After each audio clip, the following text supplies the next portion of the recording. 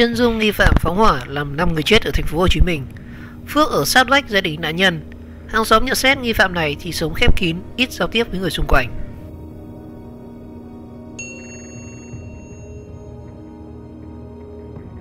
Ngày 23 tháng 1, Công an quận 9 thành phố Hồ Chí Minh đang tạm giữ hình sự Nguyễn Hữu Phước, 38 tuổi để điều tra về hành vi phóng hỏa làm 5 người tử vong trong căn nhà ở đường Đỗ Xuân Hợp.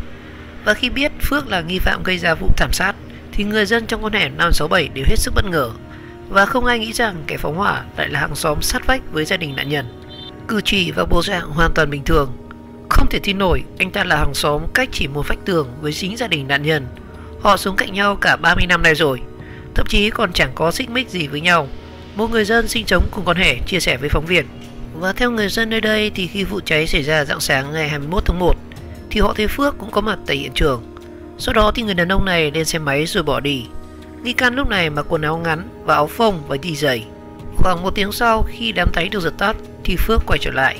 Anh ta còn nói chuyện với các hàng xóm xung quanh, hỏi mọi người nên để xe ở đâu. Cử chỉ và bộ dạng hoàn toàn bình thường và không có vẻ gì là tỏ ra lo lắng, một người hàng xóm kể lại. Và theo những người ở con hẻm này chia sẻ thì Phước sống cùng với bà mẹ. Người đàn ông này thì chưa có vợ con và không có nghề nghiệp ổn định. Hàng xóm nhận xét Phước sống rất khép kín, rất ít giao tiếp với những người xung quanh. Vào chiều ngày 22 tháng 1 thì khi hàng chục cảnh sát đến nhà để đưa Phước đi thì bà con ở hẻm 567 đường Đỗ Xuân Hợp mới biết anh ta chính là kẻ gây ra vụ cháy, làm 5 mẹ con bà Lê Thị Huệ, 70 tuổi, chết thảm. Phóng hỏa vì không mua được nhà. Trao đổi với nhóm phóng viên thì anh Huyền, chính là người thân của nạn nhân, cho biết gia đình anh cũng hết sức bất ngờ khi biết kẻ gây ra hỏa hoạn chính là hàng xóm ở sát vách. Gần 30 năm trước thì gia đình bà Huệ mua lại căn nhà từ chính bà mẹ của Phước, và ở thời điểm đó thì hai bên đều vui vẻ và chung sống hòa thuận với nhau. Vài tháng trở lại đây thì Phước đề nghị gia đình anh Huyền bán trả lại căn nhà này với giá 50 triệu đồng và không còn nơi nào khác để ở nên họ không chấp thuận. Hai căn nhà cùng chung một lối dẫn vào, và muốn vào tới nhà tôi thì buộc phải đi qua khu nhà của họ, nên họ muốn mua lại để cho rộng rãi và khép kín hơn. Và từ khi không mua được nhà thì Phước thường gây khó dễ, nhưng không ai nghĩ rằng anh ta lại dám làm chuyện tày trời đến như thế, anh Huyền kể lại. Và theo lời khai thì rạng sáng ngày 21 tháng 1 thì Phước đốt nồi rẻ tầm xăng rồi ném qua chỗ có 4 chiếc xe máy của gia đình bà Huệ. Và nghi can nói rằng mục đích là chỉ để hù dọa, nhưng không ngờ lửa cháy quá lớn đến như thế. Và sau khi gây án thì Phước vẫn sinh hoạt bình thường để chứng tỏ không liên quan đến vụ cháy. Một ngày sau khi sự việc xảy ra thì trinh sát tình nghi Phước có liên quan. Sau khi củng cố chứng cứ, và ngay trong chiều ngày 22 tháng 1 thì cảnh sát đã đến nhà để bắt giữ Phước. Sau khi bình tĩnh về trụ sở công an thì người đàn ông này quanh co và chối tội. Và trước rất nhiều bằng chứng mà cảnh sát đã đưa ra thì đến 22 giờ cùng ngày thì Phước đã phải thừa nhận toàn bộ việc phóng hỏa đốt nhà hàng xóm. 5 nạn nhân tử vong bao gồm có bà Lê Thị Huệ, Lê Hoàng Thanh, 40 tuổi là con của bà Huệ, Lê Hoàng Tâm, 37 tuổi là con của bà Huệ, và Trần Mỹ Tuyền, 30 tuổi, vợ của anh Thanh, Lê Thị Tuyết Mai, 44 tuổi, con của bà Huệ.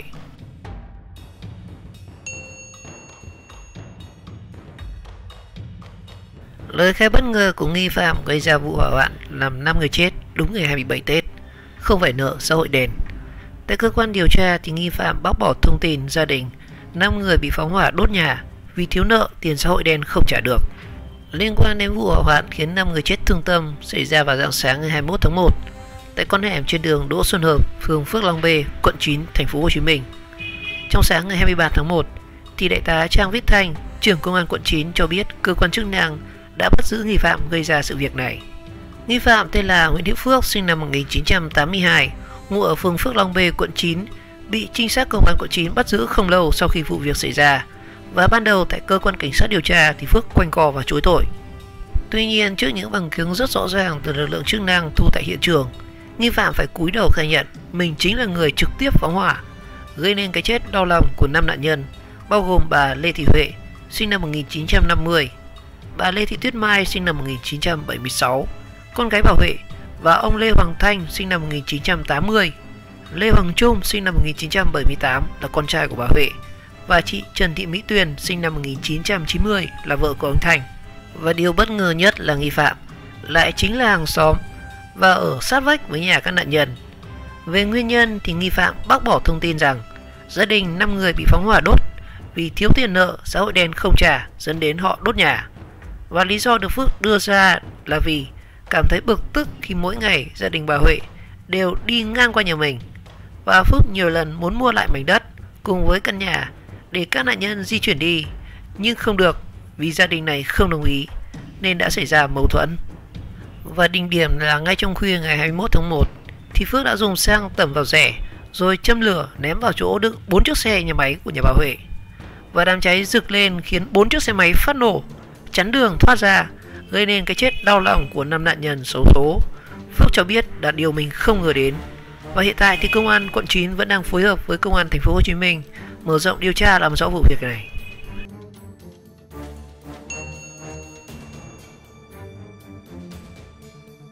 Xe máy chắn lối thoát, 5 mẹ con chết cháy trong căn nhà ở thành phố Hồ Chí Minh. Khi ngọn lửa được dập tắt, cảnh sát vào trong căn nhà và phát hiện ra 4 chiếc xe máy nằm ngay chắn cửa lối thoát hiểm. Sáng ngày 21 tháng 1, công an quận 9 thành phố Hồ Chí Minh vẫn đang phong tỏa khám nghiệm hiện trường và điều tra nguyên nhân vụ cháy khiến 5 người trong gia đình tử vong trên đường Đỗ Xuân Hợp. Các nạn nhân bao gồm có bà Lê Thị Huệ 70 tuổi, Lê Thị Tuyết Mai 44 tuổi là con gái của bà Huệ, Lê Hoàng Thanh 40 tuổi là con trai của bà Huệ, Lê Hoàng Tâm 37 tuổi là con của bà Huệ và Trần Mỹ Tuyền 30 tuổi là vợ của anh Thanh.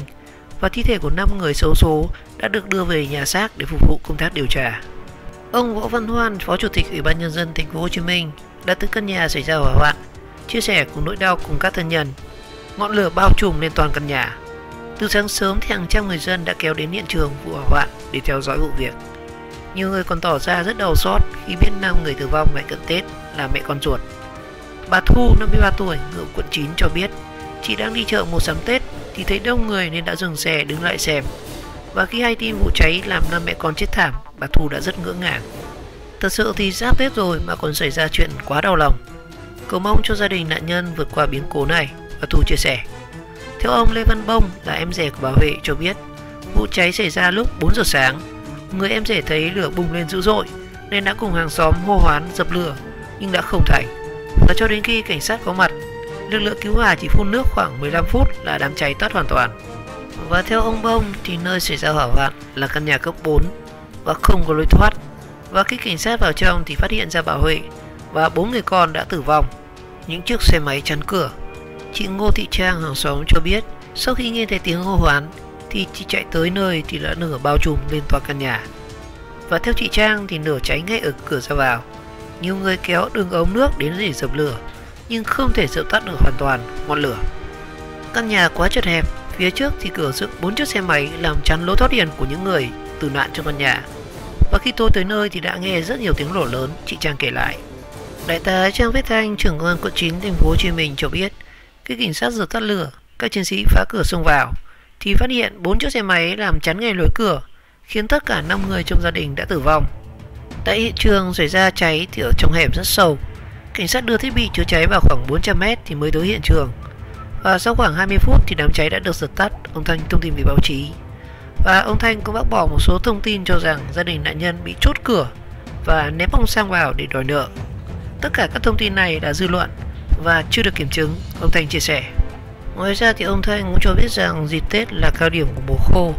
Người dân thường cúng và để nhang trên bàn thờ là rất tiềm ẩn nguy cơ cao để xảy ra cháy nổ. Và ngoài ra theo trưởng công an quận 9 thì những nhà nhỏ thường để xe hàng hóa biết mất lối thoát hiểm. Và đây là vấn đề hết sức nguy hiểm khi xảy ra sự cố. Và ngay khi sự việc đau lòng xảy ra và khi xảy ra cháy thì các nạn nhân đã không có lối thoát hiểm. Và khi vụ cháy xảy ra thì các nạn nhân không có lối thoát hiểm nào khác, khi lối thoát duy nhất đã bị 4 chiếc xe máy chặn ngay lối ra, dẫn đến sự việc đau lòng ở trên, ông Thanh chia sẻ với phóng viên.